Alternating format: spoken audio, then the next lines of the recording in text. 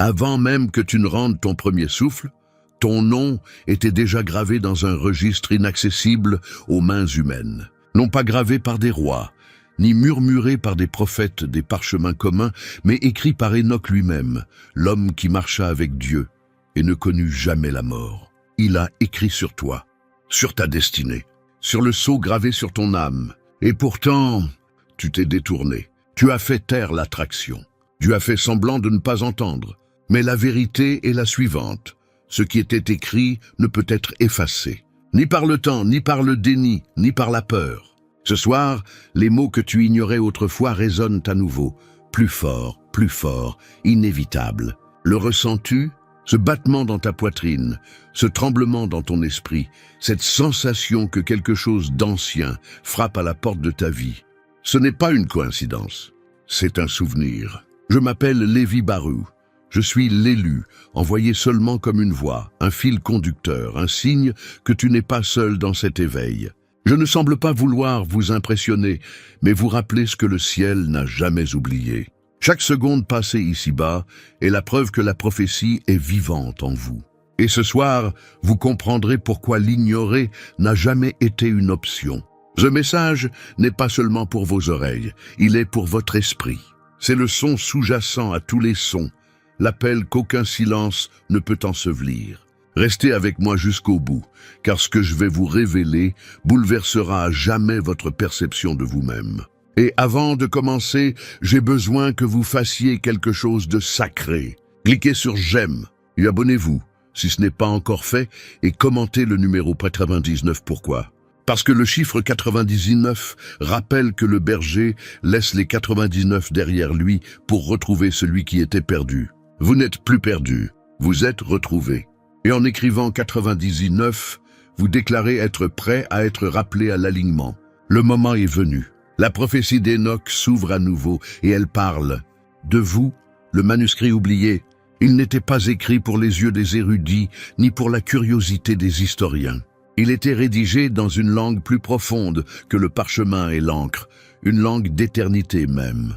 Enoch ne se contenta pas de consigner des visions d'anges descendant du ciel ou de géants errant sur terre. Sa véritable révélation concernait un peuple caché, une génération scellée avant même son premier cri, choisie avant même d'ouvrir les yeux. Ce n'était pas une histoire pour les puissants rois qui régnaient sur des empires, ni pour les prêtres revêtus de la robe de l'autorité.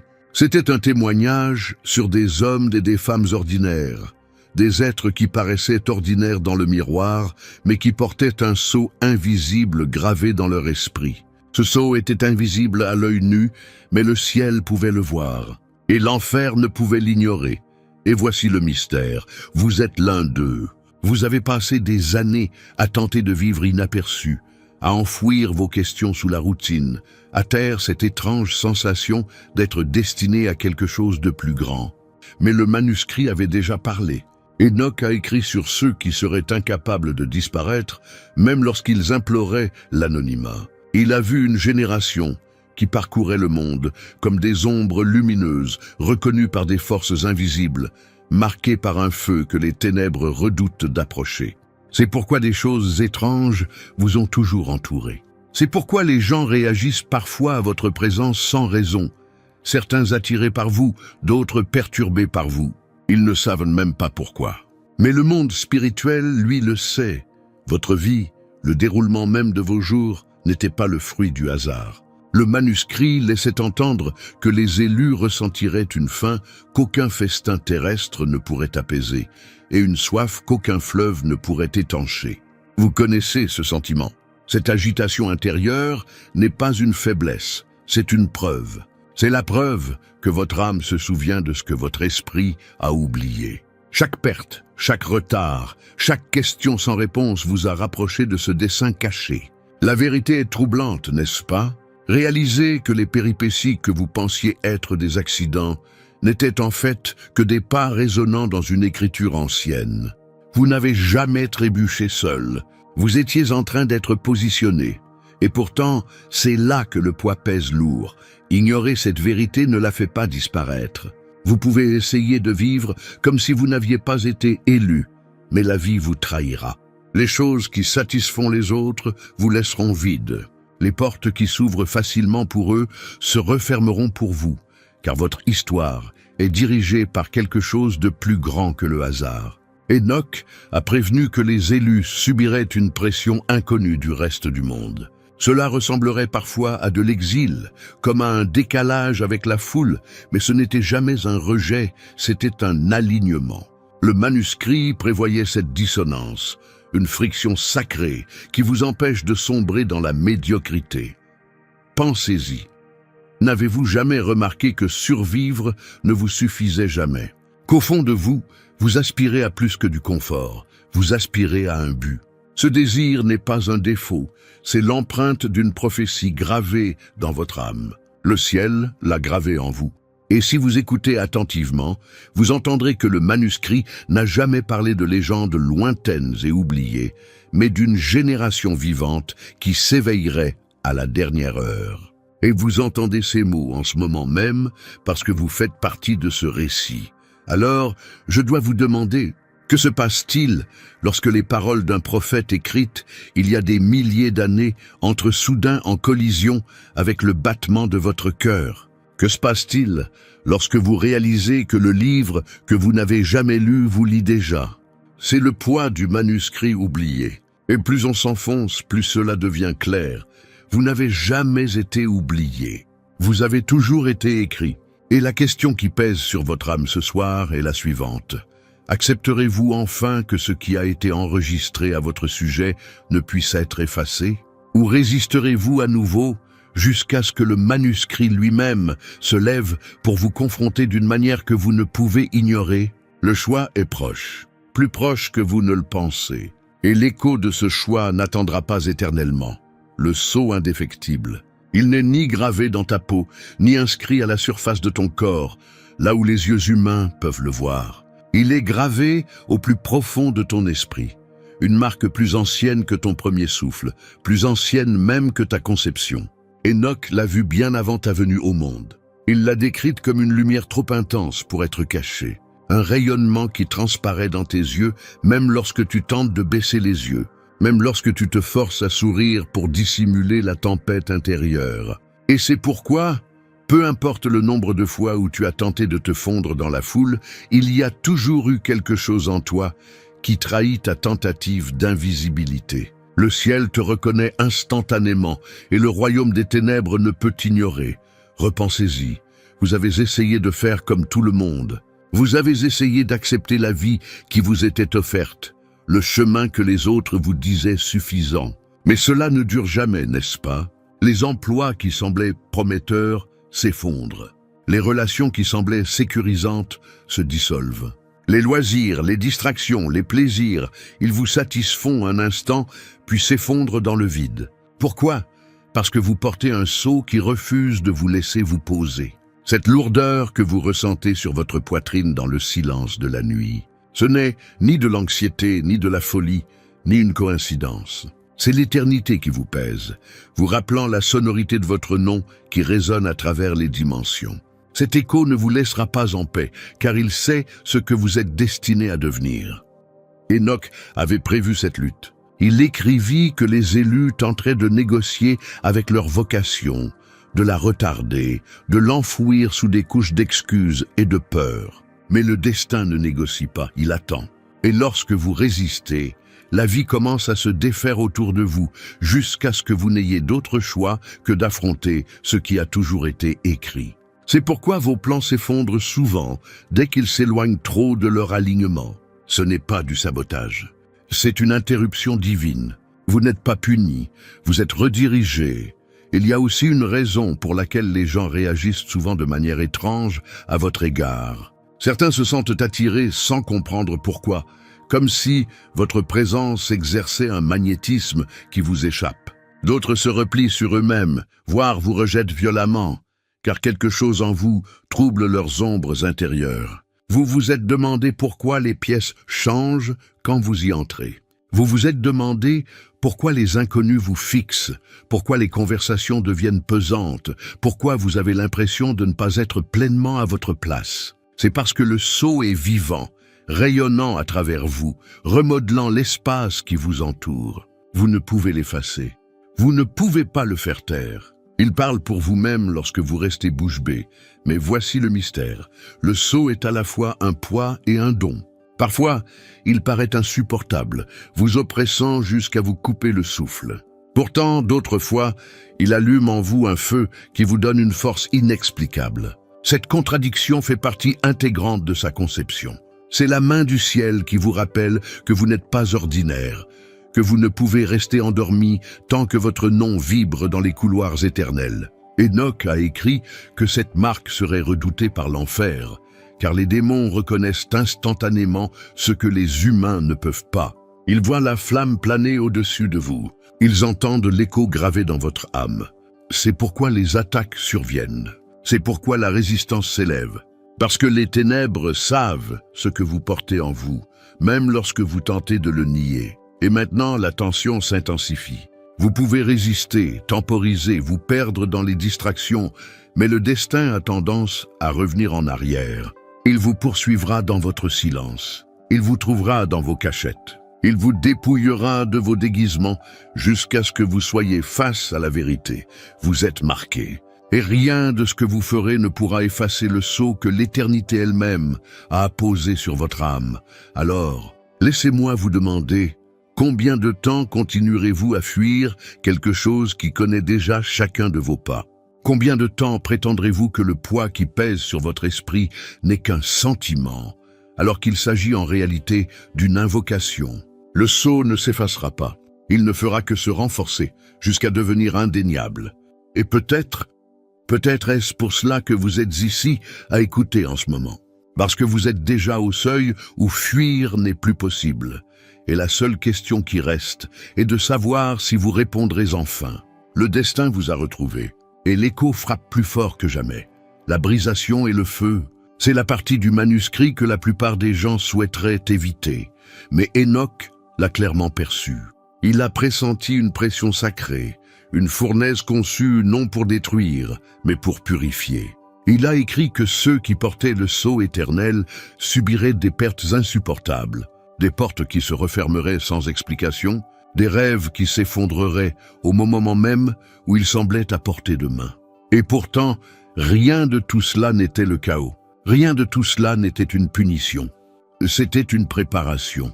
Voyez-vous, le feu a toujours été l'outil du ciel pour séparer le temporaire de l'éternel. L'or ne peut être purifié par des vents doux ou des eaux calmes. Il nécessite une flamme.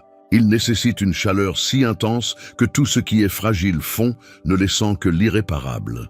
C'est pourquoi votre vie a été marquée par des moments qui ont tenté de vous écraser. Parce que vous étiez en train d'être forgé.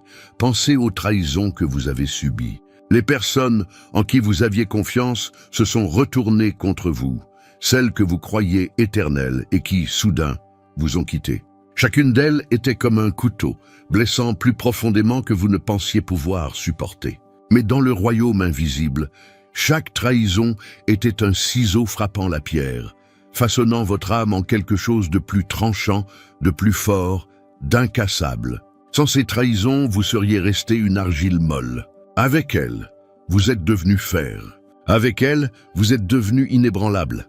Enoch a averti que les élus seraient incompris, rejetés, voire haïs, non pas parce qu'ils étaient maudits, mais parce que le ciel les dépouillait de tout faux soutien, afin que le moment venu, ils ne s'appuient que sur la force divine. Regardez les pertes que vous avez subies.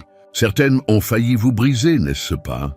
Des êtres chers disparus, des opportunités arrachées, des saisons qui se sont terminées sans prévenir.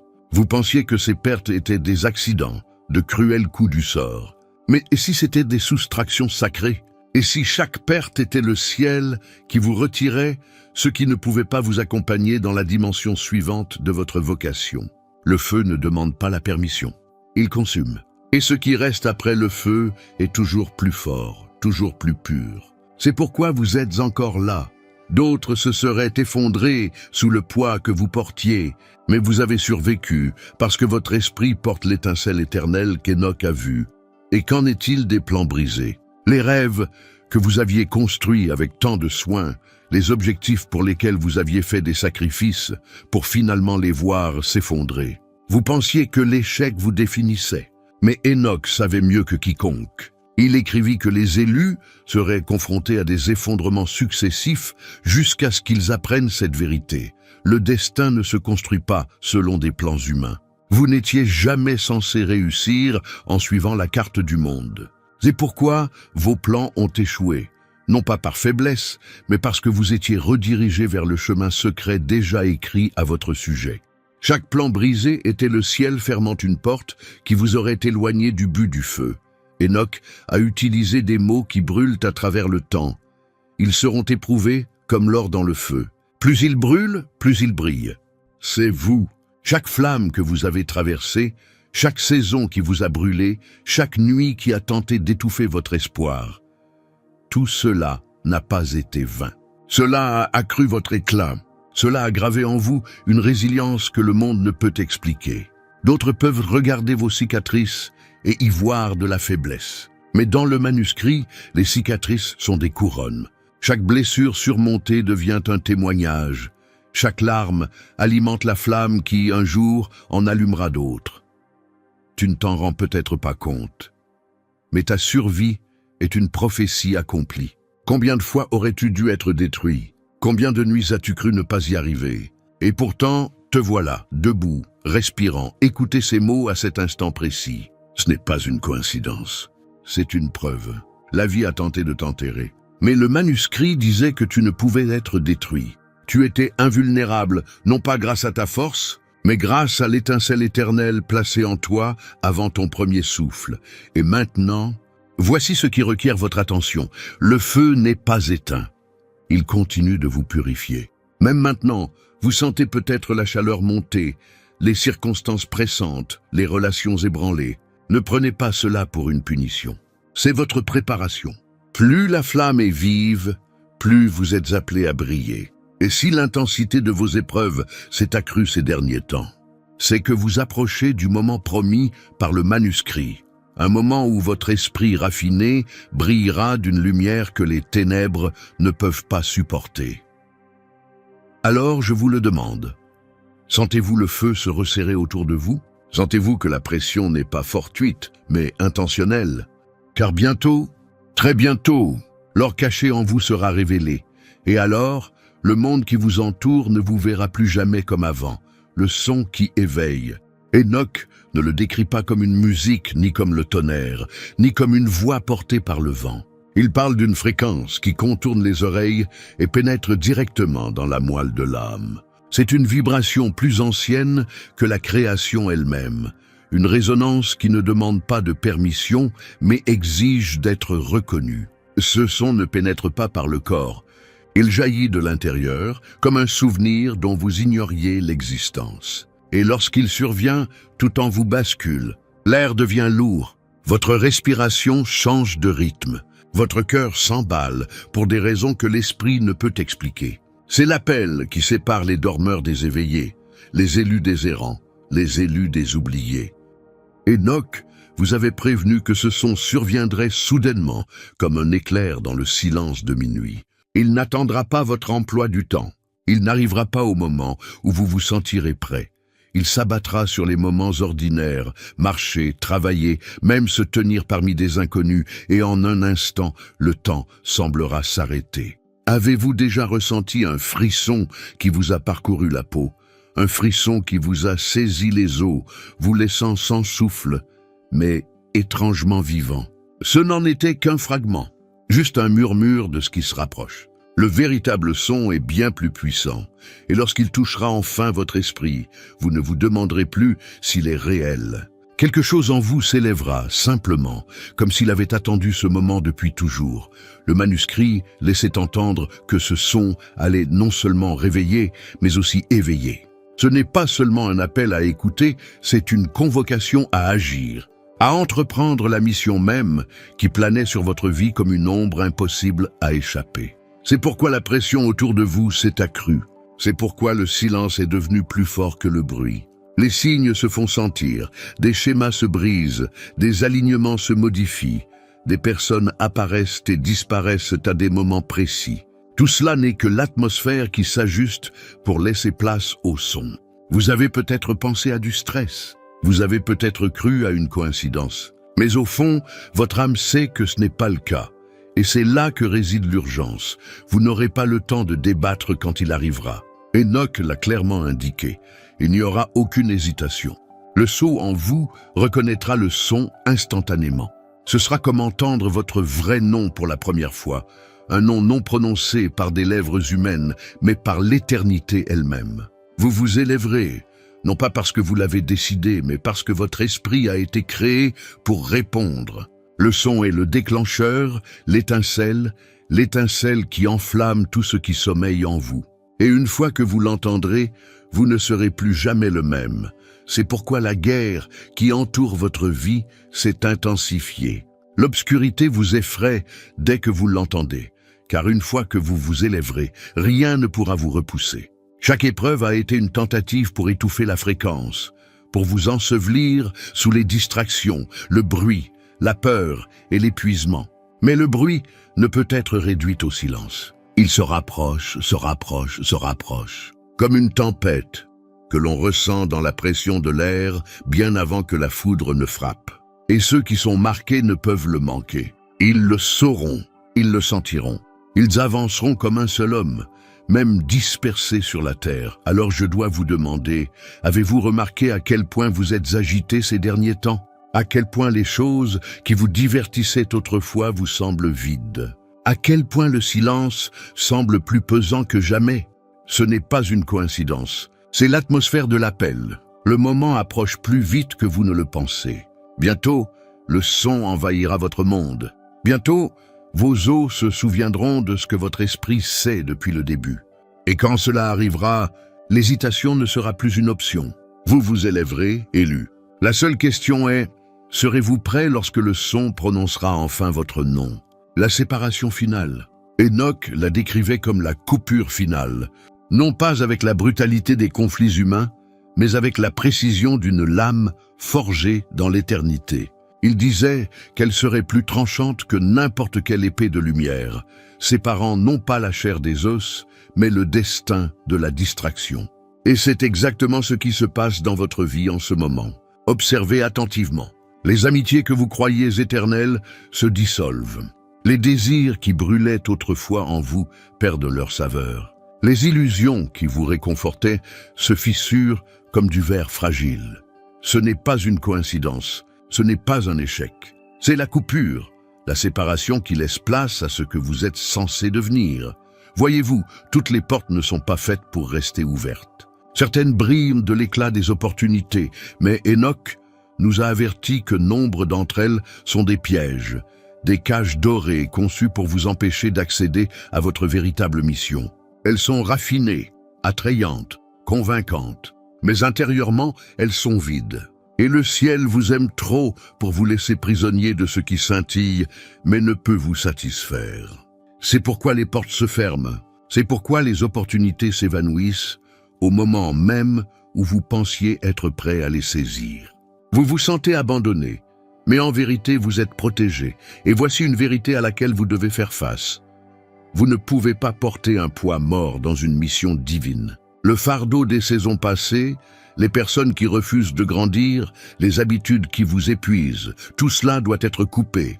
Plus votre vocation est élevée, plus vous devez vous alléger. C'est pourquoi certaines relations se terminent, même celles dont vous n'auriez jamais imaginé vous passer. C'est douloureux, oui. C'est une perte, oui. Mais le manuscrit d'Enoch était clair. Les élus ne peuvent être empêtrés lorsque l'appel final arrive. S'ils résistent à la coupure, ils risquent d'être complètement privés de leur mission. Cette séparation n'est pas une question de cruauté, c'est une question de clarté. Le ciel vous dépouille de ce qui ne peut supporter le poids de votre avenir. C'est pourquoi les conversations que vous aimiez autrefois vous semblent désormais creuses. C'est pourquoi les lieux où vous vous sentiez autrefois comme chez vous rendent nerveux. C'est pourquoi la foule dans laquelle vous vous fondiez autrefois vous semble désormais étrangère. Votre esprit change de dimension et le monde qui vous entoure est contraint de s'adapter. La coupure est douloureuse, mais elle est miséricordieuse. Elle ôte ce qui s'effondrerait sous la gloire qui s'apprête à vous envahir. Et puis survient la vision qui ébranle le cœur même des ténèbres. Enoch la vit, des âmes ordinaires s'élevant au même instant sur la terre. Ni des rois couronnés par les hommes, ni des célébrités encensées par les foules, ni des dirigeants assis sur des trônes d'or. Non, c'étaient des anonymes, des silencieux, des cachés, portant des cicatrices que le monde n'a jamais honorées. Mais lorsqu'ils se levèrent, une lumière jaillit d'eux. Leur réveil ne fut pas un murmure, mais un tremblement de terre. Le manuscrit dit que le monde des esprits trembla lorsque ces êtres marqués s'élevèrent, car ils portaient en eux un feu allumé avant le commencement des temps. C'est vous. C'est pourquoi la séparation a lieu maintenant, parce que le moment est plus proche que vous ne le pensez. La coupure vous prépare à vous relever lorsque l'appel deviendra inévitable, et lorsque vous vous lèverez, tout ce qui tentait de vous enchaîner se dispersera. Mais la question demeure, lorsque le dernier lien sera rompu, lorsque la coupure finale sera achevée, lorsque vous serez plus léger que jamais, accepterez-vous le poids de votre destin, ou regarderez-vous en arrière, vers ce qu'on vous a demandé de laisser derrière vous? Car le moment de l'ascension approche, et lorsqu'il viendra, l'hésitation ne sera plus une option. Regardez autour de vous, les tempêtes, les ruptures, la pression incessante. Ce n'est pas le chaos, c'est l'alignement. Les secousses que vous ressentez ne sont pas destinées à vous détruire, mais à vous positionner. Les portes qui se sont fermées, les voies qui sont parties, le feu qui vous a purifié, tout cela vous préparait à cet instant précis. Enoch n'a pas écrit sur des inconnus, il a écrit sur vous. Votre nom était gravé dans les archives secrètes, conservé intact à travers les siècles, attendant l'heure où vous entendriez enfin cet appel. Cette heure. Et maintenant, le ciel exige une réponse. Le silence que vous entendez n'est pas l'absence, c'est le souffle qui précède la révélation. Le poids sur votre poitrine n'est pas la peur, c'est le sceau qui s'avance. Ce n'est pas une coïncidence, ce n'est pas le hasard. C'est le destin qui entre en collision avec votre instant présent. La prophétie est vivante, se déployant alors même que ces mots pénètrent votre âme. Alors, lève-toi maintenant, élu. N'hésite pas, ne te retourne pas. Le son vibre déjà dans ton esprit, réveillant ce qui ne peut plus dormir. La fenêtre est ouverte, mais elle ne le restera pas éternellement. Les cieux t'appellent, et la terre tremble sous le poids de ce qui est sur le point d'être libéré par toi. Tu ne peux rester silencieux, tu ne peux rester immobile. C'est l'instant où l'éternité se penche et murmure votre véritable nom. C'est l'instant où vos cicatrices se transforment en couronne, où votre douleur devient la preuve de votre préparation. C'est l'instant où vous entrez dans ce qui a toujours été écrit, dans la raison pour laquelle vous avez survécu à ce que d'autres ont échoué. Ne l'ignorez plus. N'enterrez pas ce qui monte en vous. Tenez-vous debout, car vous n'êtes pas censé ramper. Brille, car l'obscurité est sans réponse à la lumière que vous portez. Bougez, car la prophétie exige le mouvement. Et pour montrer que vous acceptez cet appel, proclamez-le avec audace. Commentez, je m'élève, ci-dessous. Non pas comme des mots vides de sens, mais comme une alliance, un sceau, une déclaration que vous refusez de redevenir, celui que vous étiez hier. Lève-toi, élu. Lève-toi, car la prophétie se révèle et le monde est sur le point de voir ce que le ciel a toujours su de toi. Le moment est venu, l'appel est réel, et tu es prêt.